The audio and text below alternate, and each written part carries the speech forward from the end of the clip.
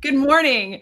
Good morning, social media breakfast. I'm so excited to be here with you today. And as we are gathering together, I want to introduce our guest today. I'm so excited to have Biljana here. She's a TEDx coach, and she is we had this great talk getting ready for this. And I'm so excited to share with you guys what we talked about, because this is something that I mean, just kind of pointing out, this might be just a little bit one of my goals is to do a TEDx talk at some point. I've got some ideas around community building that I think that are I really want to share. So I'm here as a student too, Biljana. So welcome, and tell us where you are exactly right now in the world, because people will be excited to hear that too. Good morning, good afternoon, good evening from me as well, wherever you are around this beautiful, beautiful world. And a special good morning to all of you in Houston. I love your city. I've been there several times.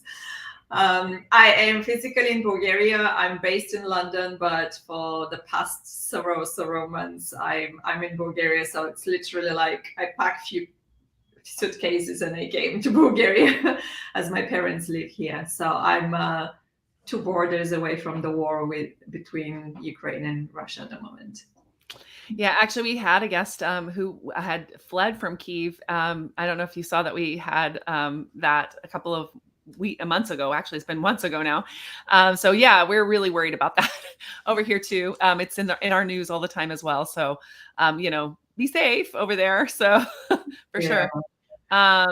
Yeah, so I'm so excited to have you because you have made this your goal to get people onto TEDx stages, but more than that, to help them to leverage that opportunity. And so I'm really excited to bring you here because I think some of us think that if you get a TEDx talk, then you've made it. Like, it's like, I mean, you would definitely post about that and everybody would be like, congratulations. And it would be very exciting, right? So that seems to be step one. But I know some of us wonder how you, first of all, apply for TEDx. And I know you have a resource that help people to do that, right? Yes, I have a 30 minutes mini course. It's free of charge completely. It's called How to Apply for TEDx. So if you want, you can totally connect with me on LinkedIn, send me a text message, say mini course, how to apply any of those, and I will send you the link to watch it. Yeah, and I just put it into the chat as best as I could. So my team, I think it went to Facebook, and I don't know if the rest of them, it went to YouTube and Facebook. So I don't think it went to LinkedIn. So if somebody could drop it in LinkedIn in the comments for me, that would be great. But definitely follow Biljana on LinkedIn and send her a message, because this is a really powerful tool. And today we're not going to really talk so much about how to get a TED stage, although there's so many TEDx stages. So could you talk a little bit about just the opportunity that actually exists out here? Yeah, absolutely. First of all, there are about 17 different formats of TED and TEDx. TED and TEDx are 2 out of 17. Mm-hmm. So the opportunity specifically for TEDx is huge. Mm-hmm. So we always talk about visibility, but let's just cover it very, very briefly.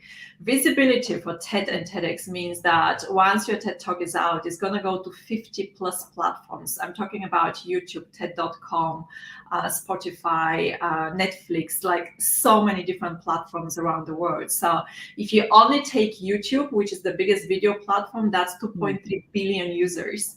Now think about it. What is the percentage of all these people around the world who are interested specifically for your topic? Even you take 10%, let's just be like very negative here. 10% of 2.3 billion people is like 2 million. Yeah, don't look at me for math, but yeah, something like that. Right, something like that. My audience are smarter than me. You guys tell me in the yeah. So it's big. 230 million. So from those 230 million, you've got huge visibility. Then we're talking about credibility and authority. Authority is a very interesting one, because I can tell you that the moment when someone gets on stage on TEDx, and you know that when you watch TEDx speakers, you kind of see them as authority already, like the influencers, the authority. So you don't have to prove anything. That is given the moment it comes directly with the fact that your TED Talk has been published around the world, right? So authority is very easy, and then credibility. I'm gonna just stop for a second here. Credibility is very interesting as well, because you're not allowed to do quite a lot of things on TEDx. They're very draconian rules there. Yeah. And one of the rules is like no commercial agenda, right? So business people, which was basically like all of us, Yeah. we're not allowed to say what we do and what is our business and what exactly we're working on. So how you gain that credibility is through your story. So you have to be like that. That is where we plug storytelling big time here. But also the opportunity of TEDx. The two more things what I want to share, because all this is in the mini course for how to apply, because that's how I start with what is the opportunity there. But two more things. The first one is that I want you to see TEDx as a legacy. So when you create a TEDx, most probably TEDx is going to be much longer than when we, live this life and this planet. So it will be there for as long as all these 50 plus platforms are going to exist on internet. And the next one is one of the most amazing digital business cards. When you go on any kind of like networking events, VIP cocktails, anywhere, the moment when I say I'm a TEDx speaker, I don't need to say anything more. Like I don't even need to give a card, like business card. People go on YouTube, they just check my name, and as long as they can spell my name, and like the spelling is the deal, right? Right. So the last one, just to mention as an opportunity, is when you have a TED Talk and it's already out there, people always go and watch it before they go to meet you. So it's kind of feel also weird, because you go in a meeting, you have kind of have idea who you're meeting, but these people know pretty much everything about you because they watch your TED Talk. Right? I mean, I know that I watched all your stuff before you and I talked too. So it absolutely is true. Yeah. So you kind of skip this step, like okay, the other people want the other people to get to know you before you step into all this kind of different conversations, and that is TEDx is like big jump, and it's like a big step there. So. No, I love that so much. And I just want to say hello to a couple people. So Jackie's here. Oh, hello, Jackie. It's nice to see you. She's amazing. You should definitely do a TEDx talk. I think that you'd be amazing. We got Daltro from Brazil here today. Cool. I've got some LinkedIn users. I don't know why LinkedIn does that, but sometimes I get these little LinkedIn user. So hi, LinkedIn users. I don't know who you are, but it's not because your fault. Celeste, hi from Chicago. So we've got people from all over today. See, so not just Houston. Hi, guys. I will say that here in Houston, we do have a TEDx, kind of thing, but not just in Houston, like all around the Houston area, like the different little towns have, like, there's people doing different things. So the TEDx, could you explain this real quick? They're people that take them on. It's not TED themselves that are doing these TEDx things. How do you become a TEDx promoter or put on an event like that?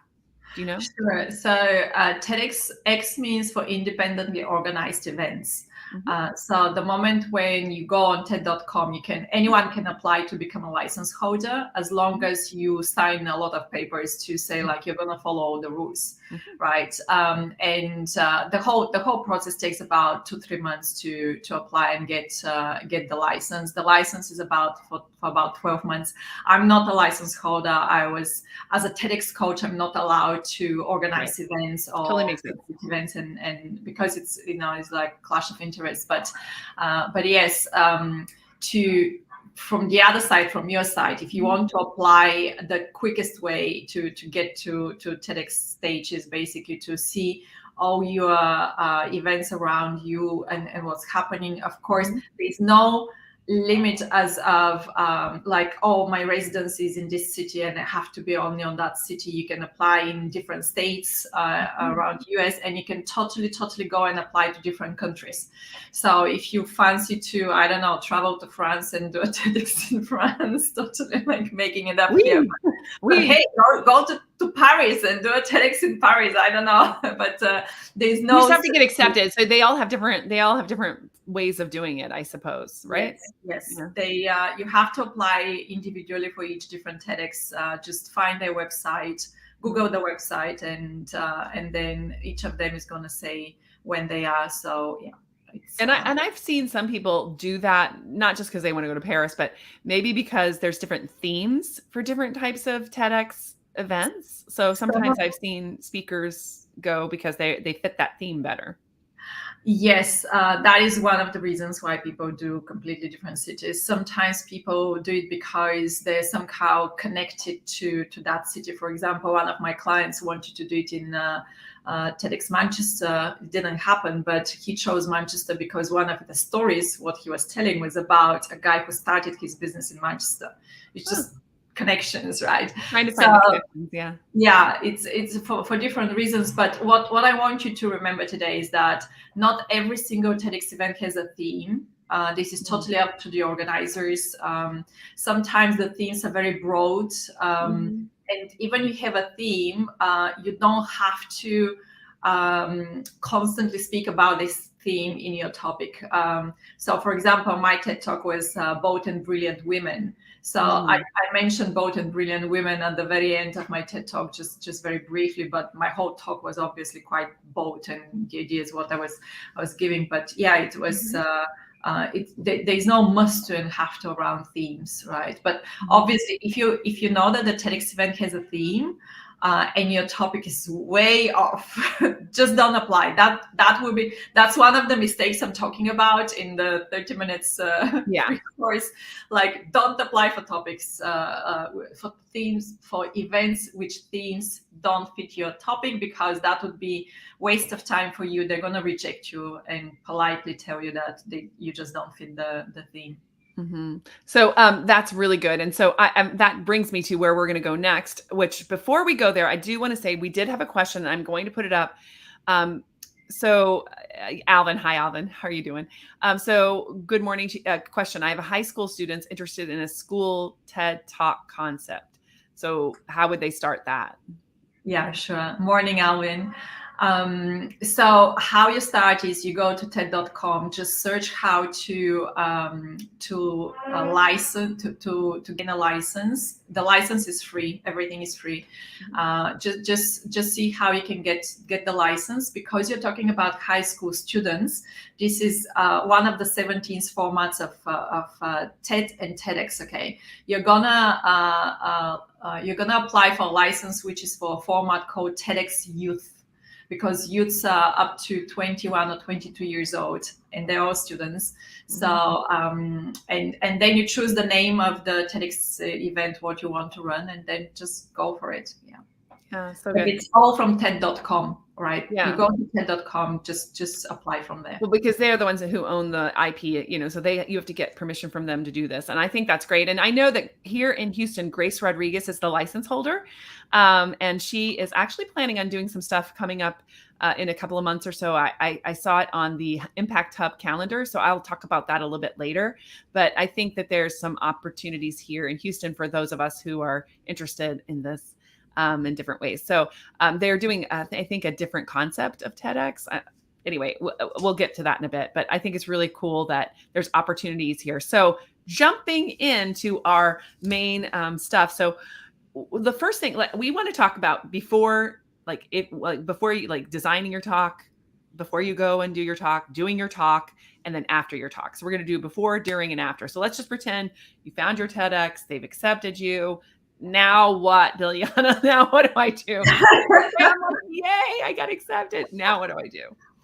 Actually, I want to step slightly back before you even start applying. You have to actually take few decisions. The first decision is what kind of outcome you want to get out of TEDx. Right. Start with why on earth you are doing TEDx, because that's super, super important. And the organizers are going to ask you those questions. And could you give me, before you run off from that, so tell me some of the whys that you think are good whys. I think some people say, I want to because I want to talk about my idea, but so ideas we're spreading. the spectrum is huge. From I really want to spread my idea about this, right? And I think it's good for the world to know about it. And I'm running projects or anything which I know that it works, and I've been struggling, and and now finally I found the answer, and now I want to share it on stage, all the way to I want to be famous. Right? Is that a good reason? I guess it could be. I don't know. It's yeah, like I last year I talked with more than 200 people, and I always ask them, like, the first question is like, why do you want to do a TEDx? Just for me to understand, like, what is their outcome expectation, what they want. So yeah, but some people really do it like the moment when, if someone says like, I want to do it because I want after this my business to grow, I have to dig in deeper to understand like why exactly, like what exactly you expect, like, because TEDx is not allowed with commercial stuff again. So yeah, that spectrum is quite big. But the second thing, what you need to decide is to really answer very precisely is who is your audience. Because when you apply, you need to basically kind of mention who is your audience. But the moment when you start writing your script, which is the step what you start saying, by first defining who is your audience, now when you start writing your script, you have to use the language of your audience, right? And by skipping that first step, this means that when you start writing your script, you're gonna start like writing very generically. But when you look at your notes and say like, actually, this is my audience specifically, then your script is a lot more precise, and you're really speaking to only this type of people. Then there is a decision of how long is going to be a TED Talk, but also decision as of your key. I call it key phrase, but when you apply, actually people ask for like a key takeaway. Okay, so if you put your wisdom into a very short one sentence, and this is my key takeaway. After this, in the script, when you start writing the script, which is my 20-30-50 formula. Yeah, we're going to talk about that in a minute. What is this 20-30-50? Anyway, go ahead. We'll talk in a minute.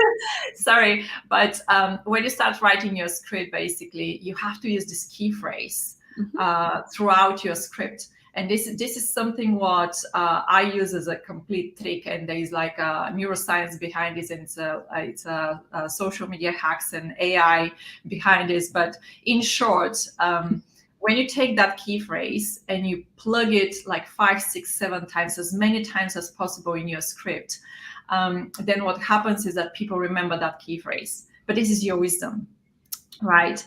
But then also on AI, I'm talking about now digital language, but when your video is now on all kind of social media plus YouTube, the YouTube machine learning is picking that key phrase because you're saying it constantly, like you're repeating the same key phrase. And the moment when, as you know, YouTube and Google, pretty much same company, the moment when someone is who remembered that key phrase goes on Google, type the key phrase, guess what is going to be the answer? It's going to be your TEDx talk is going to be the answer. So key phrase is not just because of the application process, but because of when you start writing your script, you have to plug that key phrase there, right? So, yeah. So, yeah, and Tiffany asked me what was yours about. So now we want to know what your key phrase. What was your key phrase? Oh gosh, you know what? Funny enough, when I did my TED Talk, I wanted to find a coach which can be like totally doing very specifically TEDx hacks, what I call hacks, tips, and I was a professional speaker, but I wasn't a TEDx speaker. I didn't know what exactly are the rules and everything. I did not have a key phrase. So that key phrase came when I became a TEDx coach, and I started watching so many TEDx talks, like the most watched TED Talks around the world. And I literally pick like what is successful, what is good about this one, what is good about this one. But my 19 years background is digital transformations, and I know machine learning, I know artificial intelligence, and I know how all the social media works. And I was like, I'll tell you, like I watched so many TED Talks, and then one of those TED Talks, the speaker was repeating the same phrase 7 times, and I remembered it. I was like, wait a minute, like I watched it after this like 3 or 4 times, one after the other. It was just to pick up what I missed, but this time I wasn't watching it as a user. I was watching it as basically stealing the whole structure and anything else what I could pick, but key phrase took it out. And then I start seeing that in different speakers. But now all my mentees have a key phrase, and they're well known for their key phrase. So yeah. So what was your TED Talk about? Tell us what it was about. My TED Talk right now is made private for many reasons, but my TED Talk was called "Executive, Stop Wasting Your Time and Do Some Work." I love it. And it was like literally the time when I did my TED Talk, I was an executive in a fashion company, and I gave one of my know-hows on my TED Talk as of I was doing 7 hours per day in meetings after meetings, and I shrunk them into 4 minutes. Like 4 minutes per week instead of 7 hours of meetings was. So tell us how we do that. Now, just give us that. Just give us that little piece of wisdom while we're here. The talk is done right at the moment. It's gonna be live soon anyway. But so yes, it was quite easy. 7 hours of meetings is basically with my teams. I was running. I had 4 teams underneath me, and these are project managers and like analysts, business analysts, developers, a lot of people. But those 7 hours, I got rid of them into 4 minutes, because I asked the people to record 1 minute video on every Friday. The first 30 seconds to be what happened this week. The next 30 seconds was what is priority for next week. So we were running 28 projects at that time, when I just completely switched it. And when you have to report in 1 minute and you have 30 seconds to report that this week, you really have to prepare your 30 seconds before you turn on the phone, and send the boss basically like the audio message. So people, it was very helpful for them as well, because they were really going through, like, not just diving deep into details in the business, but they had to take themselves out of the details and see like a bird eye view what they're doing before they record my like 1 minute for me on Friday. So yeah, that was good. But I love that. That's such a great idea. See, ideas worth spreading. I see why that's back out there. So cool. Yeah, we could all use. Yeah, I agree with that. I think we could all use 7 hours shrunk to 4 minutes. All right, that's from my team. So I hear you guys. Are we doing this? All right, cool. Cool. So let's talk about designing that talk. So you've already kind of started to hit on it, like with the key phrases and all of that. So stories. So when you talk about stories, this is a question for you. I get this all the time. People say, I don't want to really go out and like brag about myself. Like I don't feel comfortable like with this storytelling idea, because it's like bragging about what I did in the past. And could you kind of give your take on how stories should be structured so that it's not super braggy, so that it actually makes people like, learn something about themselves, I guess? Sure. First of all, the stories doesn't have to be about you. I can give you so many examples where people did not talk about them, like Simon Sinek TED Talks. None of them is about him, but yet these are one of the most watched TED Talks. Sam Ken Robinson TED Talks, he doesn't talk about himself at all, but the stories are like hilarious, like they're amazing. So structure-wise, how to present a story. I can give you a few tips as of you need to put me in the scene. I have to be next to you. I need to know, what do you see? How everything looks around you? What is the smell? What do you hear? And all this you can make it in one sentence, literally. And put me in the time wise, like what year it is, what is the month. So roughly I will know, is it cold? Is it hot? Right? Like literally put me next to you. And once you put me next to you, which is the first thing to do in a story, the next thing in the structure is to directly put me in the action, like what is happening. I don't need to know any kind of details. TEDx, you've got 17 minutes. That's it. 17, because you're going to read that 18 is the maximum. I always say 17 because when you get the beginning and the end, the pre and post row advertising, this is 17 minutes now. You have to cut all the fluff. And you have to put humor for the fact that people always love laughing. So regardless how serious the topic is, you always need to put something to kind of break it. Like, you know that the most powerful speakers are those who can make you laugh and cry at the same time, right? Yeah.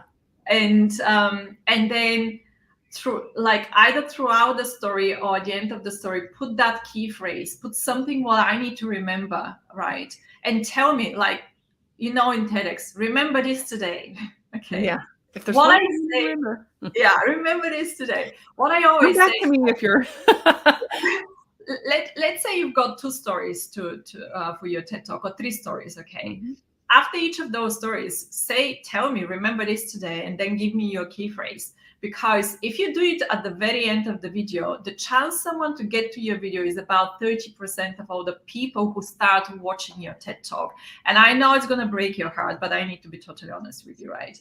But if you put in the structure of the story to finish every story with your key phrase, with that wisdom, then you're keeping that attention. So people keep watching it, and they keep watching it, and they keep watching it, and they're going to end, like, it's not going to be 30%. It's going to be a lot more people finishing the whole video and watching the full TED Talk. So this is how you keep the attention for people. Right. So the one thing that they need to know about putting together their TED Talk is that you need to do a key phrase that you keep repeating over and over and over again. That is what you need to do whenever you're putting together your talk. And so let's talk about the 20, 30, 50 formula. So we know what we're doing here, because people might have come in with curiosity around that. So what is the 20, 30, 50 formula?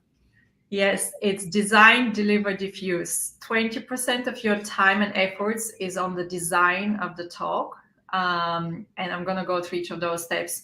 30% of your time and effort is on the delivery of the talk. And then 50% of your time and effort is actually on the diffuse of your talk, because this is where people really fail to, like, planning in advance, basically. Like, what is my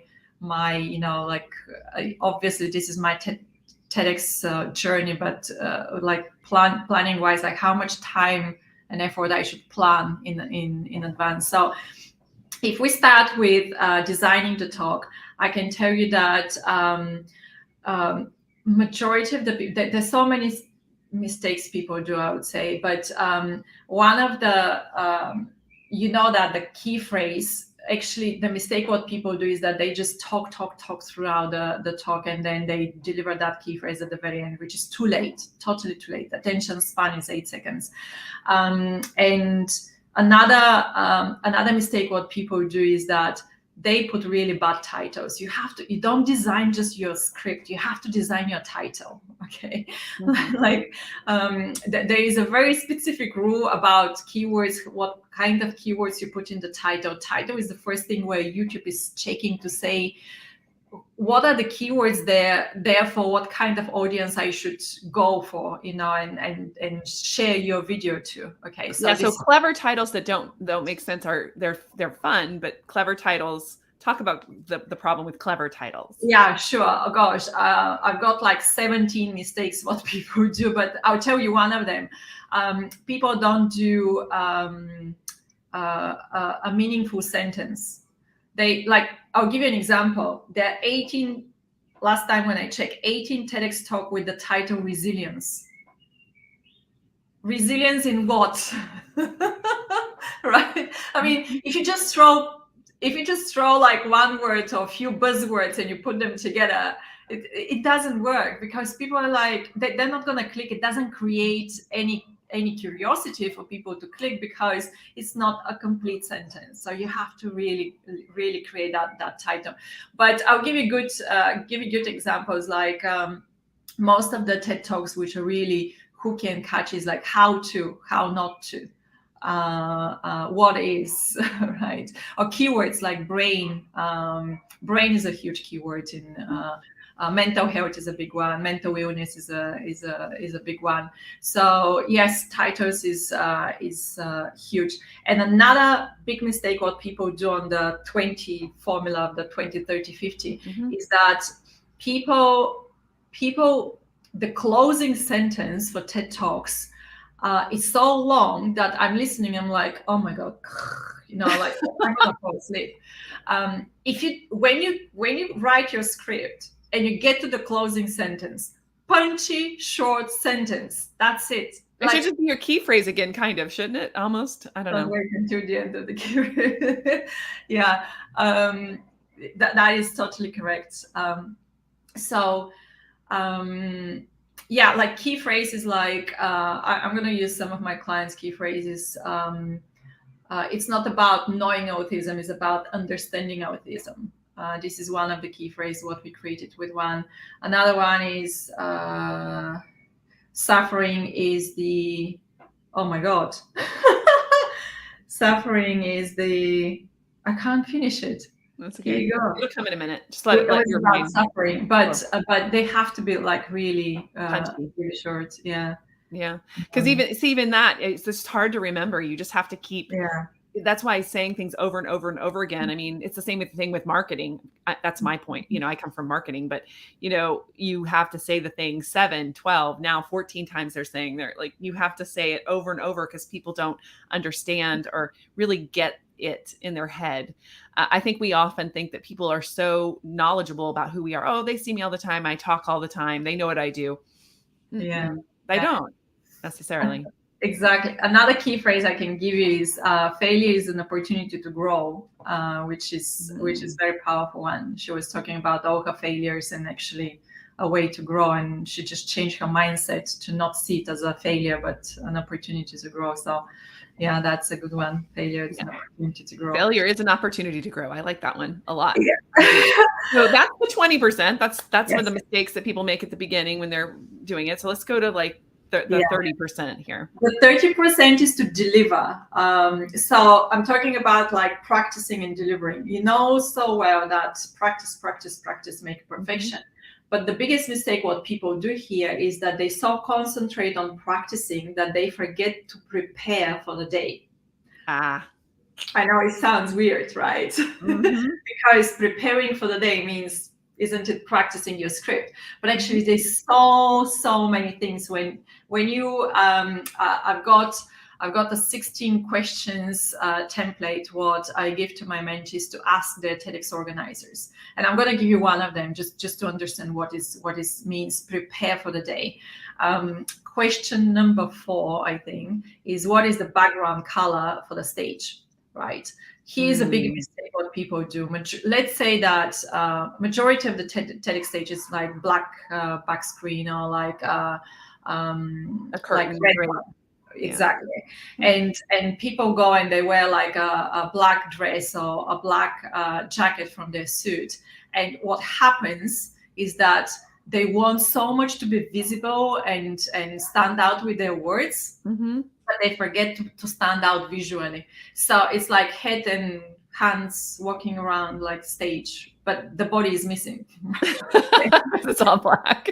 Yeah. And if you don't believe me, so go on YouTube after we finish, go on YouTube, type TEDx Talk channel, go on the channel and start scrolling down. You're going to see so many missing bodies, floating in hands. It's just unbelievable. So I always say put, like you've got branding colors if you have branding colors, but do make sure that you stand out visually. You can't just disappear on screen. And always remember, you're going to be on camera, and camera always fade the colors. Okay, so if you're wearing bright yellow dress, that's going to be like a yellow dress on camera, pretty much.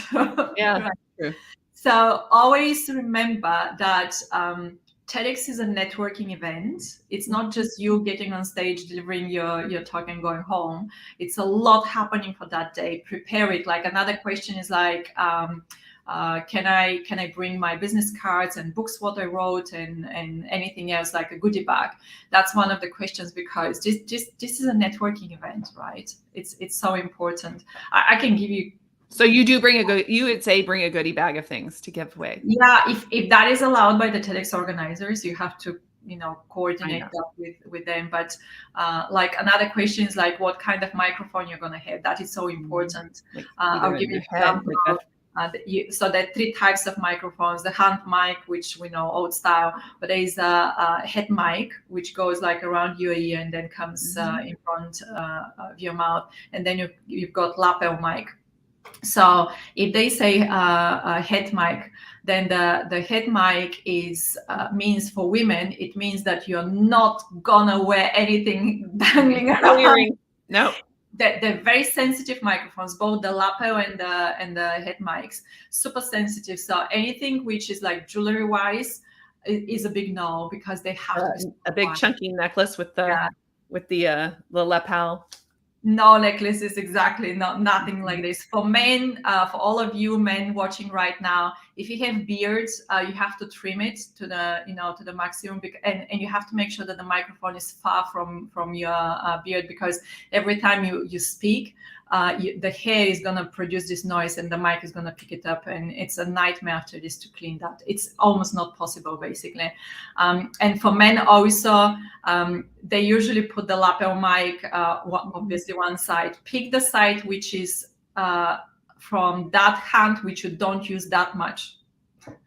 Because what happens is that when you put it on the right side and you're using your right hand all the time, that's going to produce a lot of noise, right? So you have to be very aware of this. So what kind of microphone I'm going to have, and then like a lot of tips what I give, like don't do this, but do this. Yeah.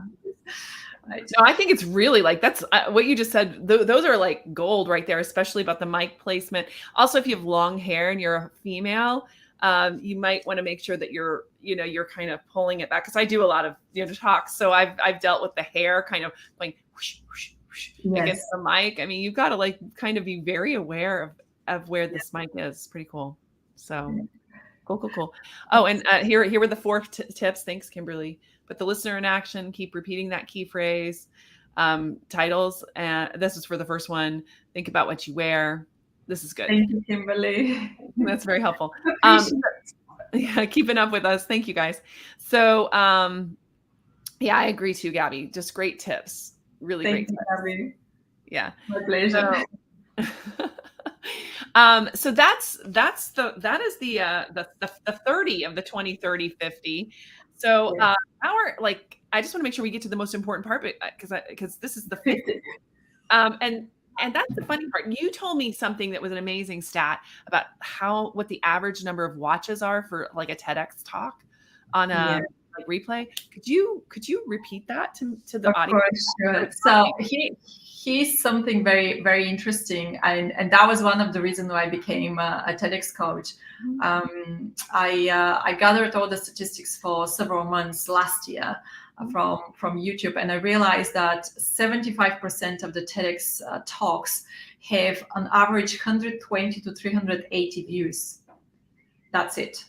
Right. So 120 to 300 views, to give you a different perspective, means that the people share it with their family members, with their colleagues, with some friends, and pretty much that's it. It died. Of course, a lot of people share their TED Talk on social media, and this is the 50, the 20, 30, 50 in the formula. The 50% of the time and effort is 50% because you have to be so you're the one who needs to jumpstart the views first of all in the first 48 hours. This is so crucial. So you have to think about all the possible networks, and believe or not, a lot of people are super shy to share their TED Talk with their networks. So they share it on social media. They say like on Facebook and LinkedIn and Instagram stories, so they can put the link there. They put it on TikTok and all that. But then they didn't share it with like their contact list on their phone. I mean, I'm talking about WhatsApp, I don't know, like Telegram, Signal, Messenger, like any kind of chats. You have to be like blasting everything, like every single person. And I'll tell you why. Because if in the first 48 hours you've got, and I can give you roughly the statistics, if you get about 2,000 views in the first 48 hours, this means that organically, I'm totally talking about organically, because TEDx is not like, you cannot pay ads for TEDx. So if you got 2,000 views in the first 48 hours, this means that at the end of the first week, you're going to have about 10,000 views. So at the end of the month, in 1 month, you're going to have about 50, 60, 70,000 views. Okay. But I've got clients who literally, as I said, blast their networks. In the first 48 hours, they've got, we had several of them who had like 30,000 and 40,000 views in the first 48 hours. They got 220,000 in the first month. Like just like this. Yeah, because the algorithms do that. So they pick that up. So let's back up just a minute. Let's talk about the actual video.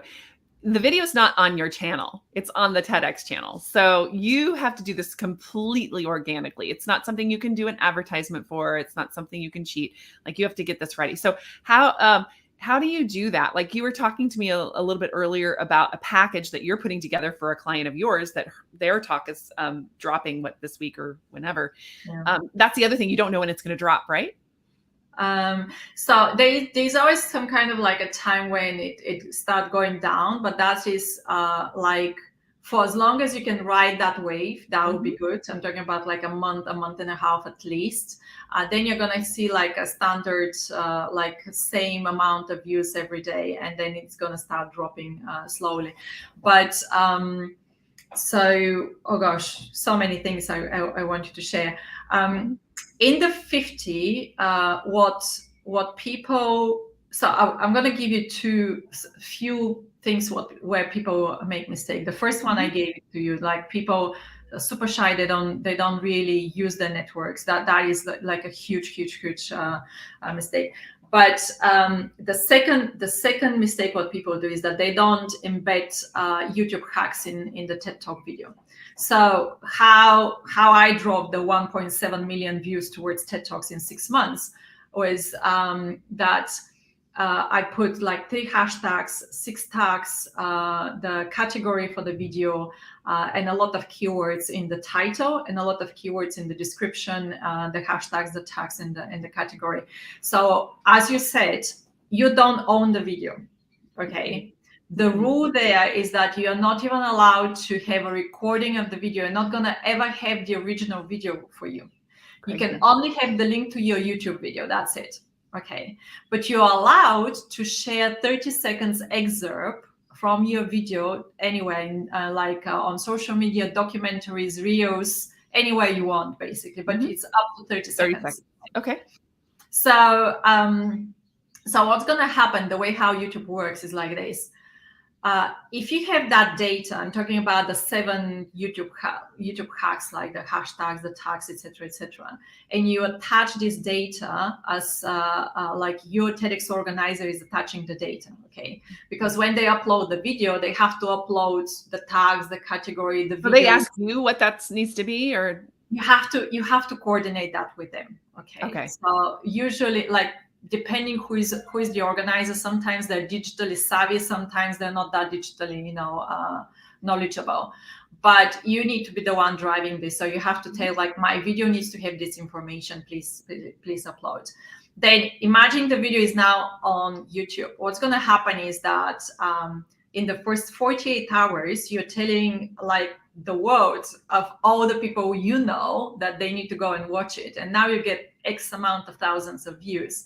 What happens is that YouTube takes the data, takes all the information they know about the people you drove towards your video, and says, so I've got all these keywords, I've got all this data, and I've got all these actual real people who liked it, watched it, commented on it, and all this. They literally take all this information, and now they spread. YouTube works for you on behalf of you. Now they spread this your video towards the world, the 2.3 billion people. That's how we made it to like millions of views. Okay, this is the secret sauce. Basically, it's not massively secret, but again, I'm going to summarize it. The step number 1 is to really use all your networks and to share it with them, because these are the people who knows you and loves you, and they're going to watch it. And then add this data before the video is uploaded. So when your organizers upload, they put the data. And then is the third crucial step in the 50 from the formula. This is efficient social media strategies. And I'm not talking about like just posting on social media. I'm talking about like a lot more like automation stuff, what you can do. I'm talking about email sequences, like you guys are in the social media breakfast right now, you know that.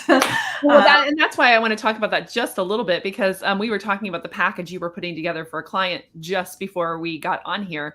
And it's a lot. It's like, you know, it's a carousel, it's stories, it's putting together an email sequence, it's multiple different excerpts, because you can do those 30-second excerpts. And the funny thing that I'm going to say is that, and I think this is what you were telling me, you didn't really know when the YouTube video would go live, right? So tell me about that.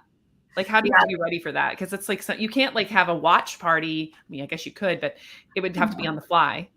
So no, not really. So yeah, we prepare in advance every single post. The post never repeat hashtags. The post never repeat the text. The post never repeat the headlines. And they never repeat the format. What I mean is like carousel is one format, short text, long text, text with the picture, text with multiple pictures, polls, PDF documents, any of those. They're very different formats. And then the way how you share your YouTube link on LinkedIn or Facebook is very different, okay? And there are 4 or 5, 4 for sure, ways to share. And I can walk you through this very quickly, no problem at all. But 4 ways to share a YouTube video on social media. Usually people do only one of them. Like they put the link in the copy and that's it. They just post it. But this is 1 out of 4. So we prepare all this in advance. And what happens is, and they're like literally like Monday is this one, Tuesday is this one. And like, for example, Sunday is the best day to share personal posts. So therefore the text, the headline, everything is personal there, right? So it doesn't look like this is all about TEDx. It looks like there's so much value there, what we put. There's so much curiosity. There's so much information, statistics, anything what we can talk about. But always the call to action is watch my TED Talk, right? Yeah, right. And then you can send them with a link. Some of the social media platforms don't like the YouTube links, which is maybe what you're talking about. So say sharing them in a comment, for example, doing your post and then sharing something in a comment, maybe another one. So that's 2. Yes. So 1 in the copy, 1 in the comment. How else would you do it? I'm getting them from you. I'm sorry. I'm pulling them out. No, it's okay. I love it. Yes. So 1 is to go on YouTube. Underneath the video, there is a share button, which a lot of people completely either don't know or they completely ignore. When you click on share button, then you have the option to share it on LinkedIn, on Facebook, etc. It's called the organic YouTube share. This way, LinkedIn and Facebook prefers that because the video is embedded in the platform. So there's no link in the copy. I've seen that. Yeah, it's really cool. But it's embedded in the post straight away. So it's very gentle way to not take people away from LinkedIn or away from Facebook or from somewhere else. This is this way. But also there is another button on YouTube which is called clip. This is how you clip up to 30 seconds of your original video. And what I love about YouTube is that you can override the title of your video. So this is how your headline is completely different from your title, because people have seen your title so many times already, right? But now you're kind of slipping in different title for your video, right? Yeah. But even they watch 30 seconds, they can still have, there is a blue button always says like watch the full video, so they can always go and watch the full video. So you're not, and not all of them are clippable, but the TEDx ones are generally, right? Yeah, absolutely.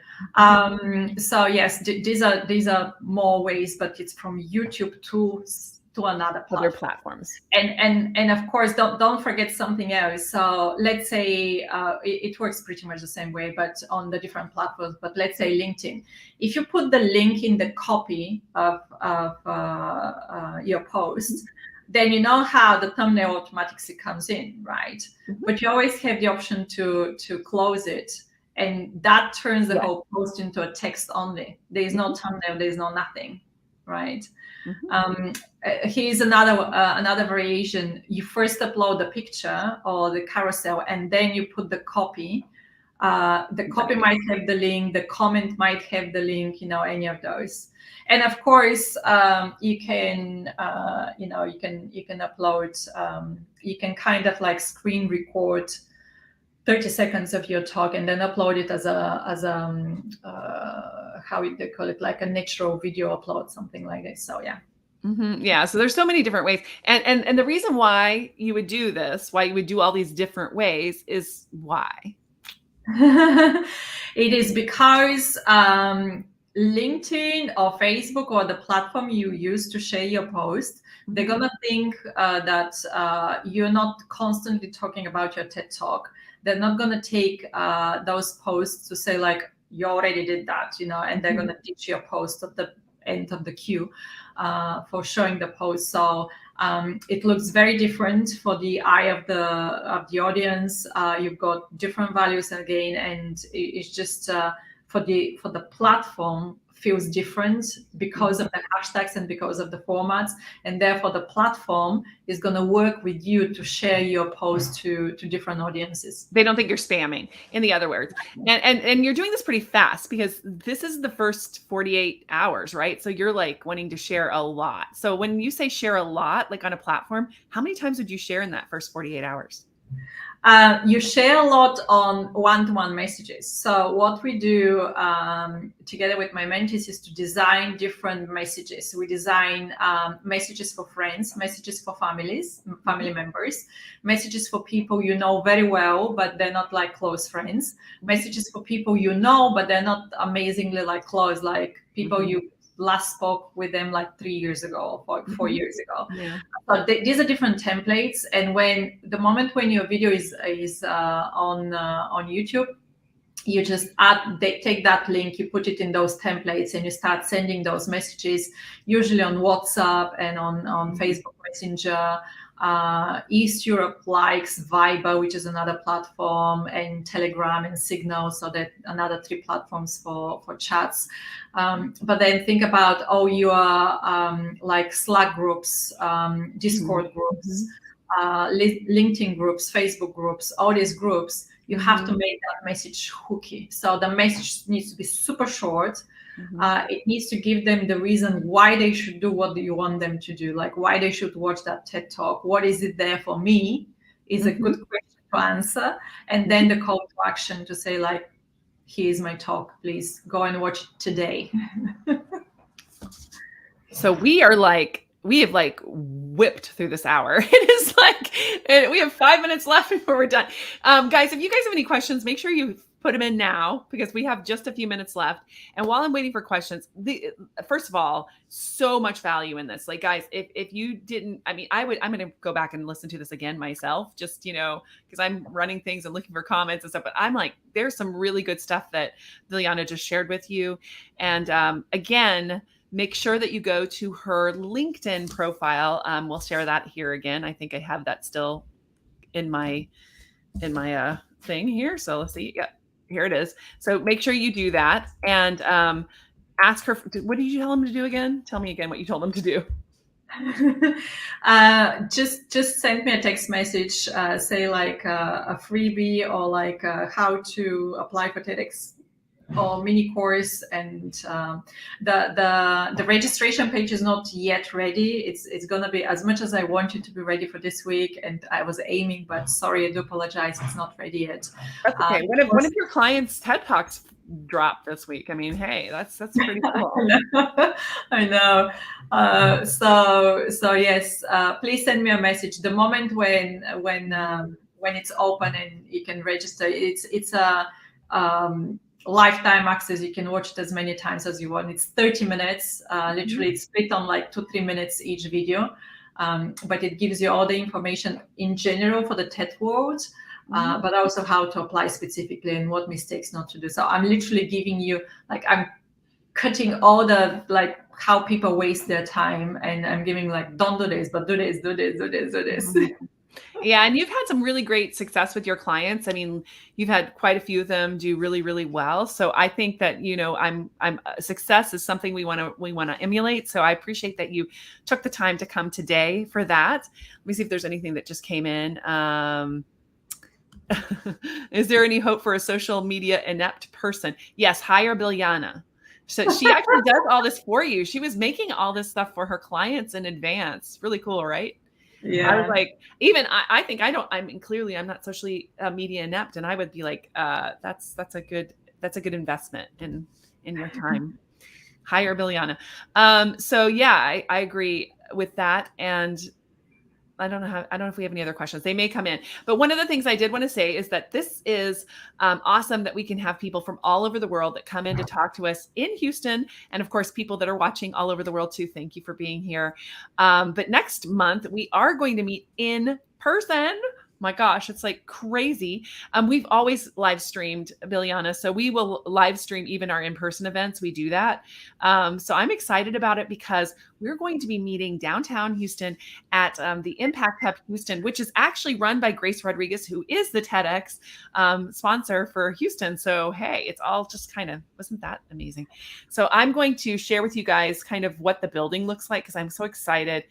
I was over there the other day, and the truth is that it's beautiful. It's beautiful in the side of the building, really like all glass around, and you can see the city. It's just kind of a cool atmosphere, I guess is the right way to put it, for us to meet. So I just wanted to show you that, you know, we have Impact Hub Houston is a pretty cool organization as well. So they are going to become sort of our sponsor in many ways. Add this to the stream real quick. And what's cool about that is that they do a lot of impact, social impact projects. So they work with new and emerging social impact startups, which I think is really cool. So we're going to be able to kind of be in that energy, that startup energy for Social Media Breakfast, which I think is always fun. And I actually pulled up a picture of the Amagi building so you could see what it looked like. See, it's this big glass tower. Very cool. So when you're in there, you can just see everything. You can kind of, and inside they also have made like the rooms and everything are amazing. And then afterwards you could stay for a little while and co-work for a little bit. So it's a really cool space, guys. And I hope that you think about joining us next month for that. And Oziel DeBastos will be there, and we will be talking about creating a podcast. And if you're thinking about podcasting, or you want to know a little bit more about what it would take to launch a podcast, you want to be there. We're going to be talking about podcasting. So yay. So let's see. Do we have any more? Lots of really, hey, D. Scott. Mr. Scott is here in the house. Thank you. And by the way, Scott is how I know Biljana, because we are part of the Global Tea Break. And the Global Tea Break meets once a month on the third, am I right? Yeah, the third Friday of the month. Actually, I forced them to go on the third Friday of the month because I have the second Friday with you guys. And then the fourth Friday, we have social media coffee. We have SMBHOU coffee, which is in 2 weeks, which is also another amazing place to connect with people. So there's a lot of stuff coming up. If you don't have the information, make sure you're following me on both LinkedIn, and we have like a pretty robust Facebook presence for Social Media Breakfast as well. We've got a page. We do a lot of the events there. So definitely check that out as well. And then you can also just put in smbhou.com, because I do have a brand new website that I've put together that has all of the old videos, including this one. It'll be there instantly here in just a few minutes. And it's at smbhou.com, and I'm trying to make it load real quick so you can see it. But it's so cool, guys. I'm like proud of myself. I put this together all by myself. So if you want to go check that out, that'd be great. This is what it looks like. And you just go to smbhou.com and you can watch all of the old videos and also sign up for the email to know when's coming up.